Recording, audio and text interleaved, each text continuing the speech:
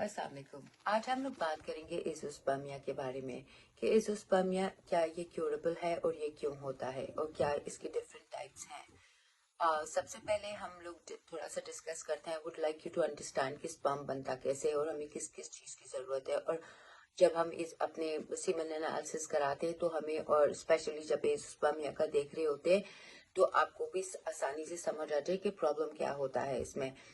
जो हम आदमियों के 2 टेस्टिकल्स होते हैं, वो फैक्ट्री है स्पर्म बनाने की। आसान जबान में समझाती हूँ, उसमें डिफरेंट डिफरेंट डिपार्टमेंट्स हैं।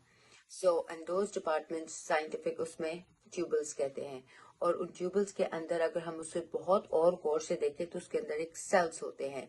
सेल्स के अंदर स्पर्म की प्रोडक्शन होती है।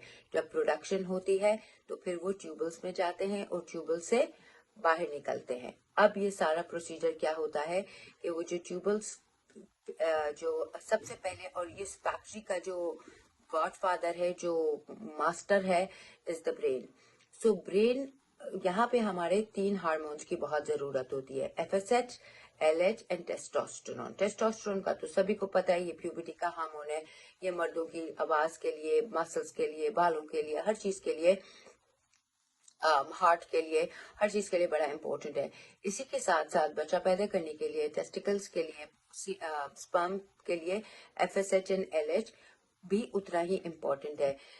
सबसे पहले जो इस गोडाउन का, इस फैक्ट्री का जो मालिक है, is the brain. So brain से सिग्नल आता है एफएसएच का, और एफएसएच को बोलता है कि प्रोडक्शन करो स्पर्म की। रोजाना मिलियंस एंड मिलियंस स्पर्म बनते हैं डेली बेसिस पे।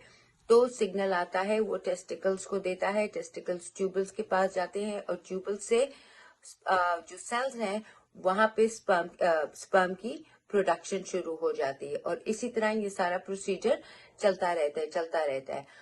अब इसमें 2 तरह के हमें होता है। पहले तो हमें एफएसएच की जरूरत है क्योंकि वो हमें ब्रेन के सिग्नल देता है। इसके बाद हमें टेस्टोस्टेरोन की जरूरत है।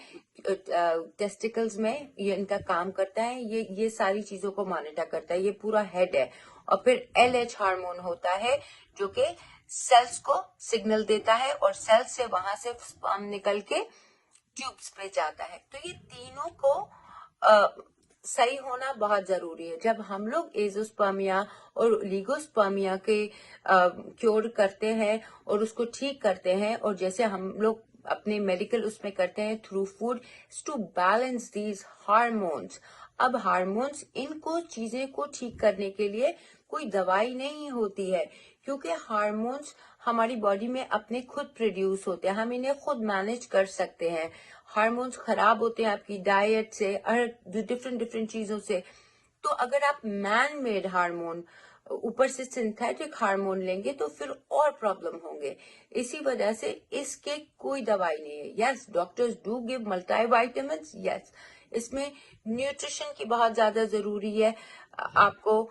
तब ये हर 3 महीने बाद नया स्पर्म बनता है। इतनी क्वांटिटी उसकी 3 बनता तो वो मिलियंस मिलियंस के थे, पर वो 3 महीने में इतना अच्छा 15 मिलियन पर ml आपका काउंट होना चाहिए in order to get pregnant.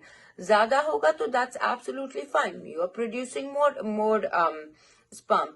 और मर्द हजरात, अक्सर मुझसे लोग पूछते हैं कि he is older, can he get produce sperm. Yes, आदमी 75-65 तक आसानी से टेस्टोस्टेरोन बनता रहता है, होता रहता है, और स्पर्म बनते रहते हैं। तो इतना होता है, ये औरतों की तरह इनकी कोई डेडलाइन नहीं होती। और इसकी वजह क्यों होती है? इसकी बहुत सारी वजहें। कि साइंस में हमेशा व्हाट इफ पॉसिबिलिटी डाल देते हैं। There is not like a written thing because there is always research going on.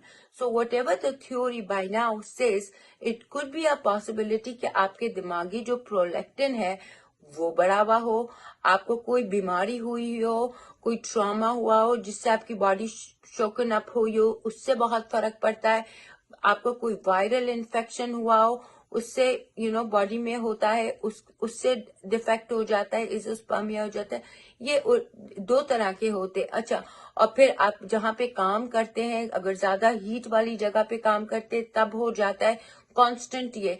सो ये टेम्परेरी भी होता है और टेम्परेरी होता है, and because of these things, and you can always fix this problem. Video बहुत लंबी हो रही है, फिर आप लोग बोर हो जाते हैं, तो I think I should stop it here.